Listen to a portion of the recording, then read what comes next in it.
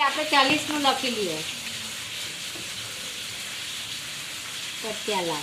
હવે આમાં પૂર્ણ લંબાઈ, પૂર્ણ એટલે નેફો હાથે આવી જાય, પછી આપણે એ વસ્તુ બે અલગ થઈ જાય છે, એટલે પૂર્ણ લંબાઈ 40। હવે 40 છે એમાંથી આપણે નેફો અને પાટિયા એ બેનો પૂર્ણ લંબાઈ છે 40, એટલે એમાંથી આપણે મોટી ઉંમરની હોય ને, જો 30 થી 40 સુધીની લંબાઈ હોય ત્યારે આપણે 7 બાદ કરવાના નેફો માટે, ને 25 થી 30 હોય ત્યારે આપણે 6 બાદ કરવાના, ને 20 થી 25 સુધી હોય લંબાઈ ત્યારે આપણે 5 બાદ કરવાના, એટલે 3 માપ છે આપણા એમ, એક નાનો, મોટો ને મધ્યમ।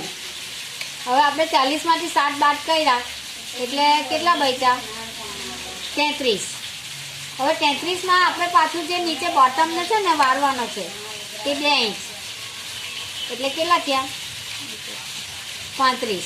હવે આપણે ખાલી પાંચાની લંબાઈ લેવાની છે, એ 35 લેવાની છે।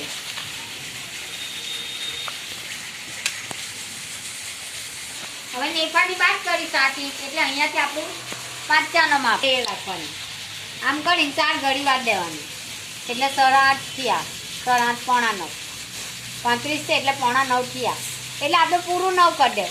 હવે 9 આપણી ચોથો ભાગ થયો, હા નો કમર પહોળાઈનો ચોથો ભાગ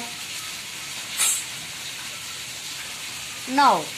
હવે 9માં આપણે પટિયાલા બનાવવાનું છે, એટલે આપણે નેફો ફ્રી રહેવો જોઈએ, નથી કે પેન્ટ કે આપણે ટાઈટ રાખીએ, પટિયાલા ઈજાર ફ્રી રહે છે, એટલે એમાં 9માં 3 ઉમેરીને આપણે 12નો નેફો બનાવવાનો। 12નો નેફો એને શું કહેવાય? પહોળાઈ।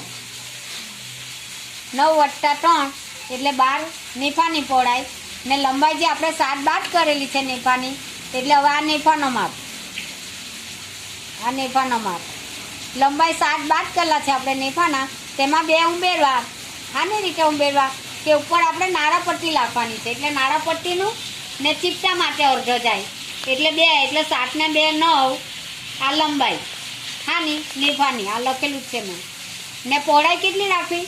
તો આપણો ચોથો ભાગ 9 આવે છે, તેમાં 3 ઉમેરી દેવાના, એટલે 12, આ 12 પહોળાઈ। ચાલો થયું, બસ એ જ કરવાનું છે, બીજું કંઈ નહીં કરવાનું।